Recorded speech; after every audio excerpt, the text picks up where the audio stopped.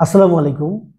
নিরাপদ খাবার উৎপাদনের জন্য সবচেয়ে কঠিন চ্যালেঞ্জ নিয়ে আমাদের এই অর্গানিক চিকেনের যাত্রা 2020 সালের ডিসেম্বরের পাইলট হিসেবে শুরু হয়। আমরা অনেক সীমাবদ্ধতার মধ্যেও আমাদের উদ্দেশ্যে অবিচল ছিলাম, আছি এবং ইনশাল্লাহ ভবিষ্যতে আমরা থাকব। জিরো অ্যান্টিবায়োটিকের মাধ্যমে, অর্থাৎ কোনো অবস্থাতেই অ্যান্টিবায়োটিক ব্যবহার করা যাবে না, এবং এ ব্যাপারে আমরা জিরো টলারেন্স ছিলাম এবং আমাদের ফার্মে এখন পর্যন্ত কোনো ধরনের অ্যান্টিবায়োটিক প্রবেশ করেনি এবং করবেও না। শুধুমাত্র এই নীতিতে অটল থাকার কারণে গত কিছু ব্যাচে আমরা প্রায় 10 লক্ষ টাকারও অধিক আমাদের মুরগি আমরা হারিয়েছি।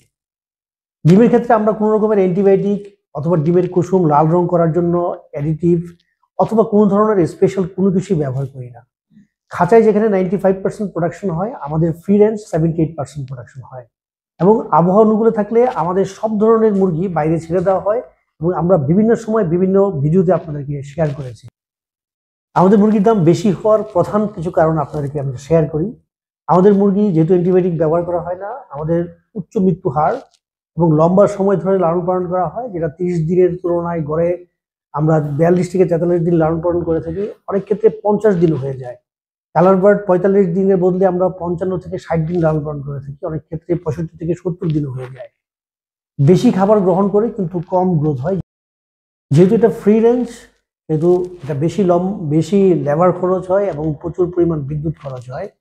উচ্চ ডেলিভারি চার্জ, যা এখন আমরা ফ্রি দিচ্ছি ফ্রিজিং ম্যানের মাধ্যমে, এবং কেস টু কেস কোনো কোনো ক্ষেত্রে আমাদের এক একটা মুরগির ক্ষেত্রে দেখা যায় যে 60 থেকে 65 টাকা পর্যন্ত আমাদের ডেলিভারি খরচ চলে যায়। তো মূলত এই সমস্ত কারণেই আমাদের মুরগির দাম একটু তুলনামূলকভাবে বেশি।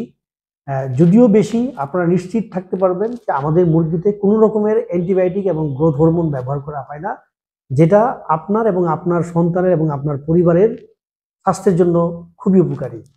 আশা করি আমাদের এই ভিডিওটি দেখলে আপনি আমাদের মুরগির দাম সম্পর্কে জানতে পারলেন। ভালো থাকবেন, সুস্থ থাকবেন এবং নিরাপদ থাকবেন। আসসালামু আলাইকুম।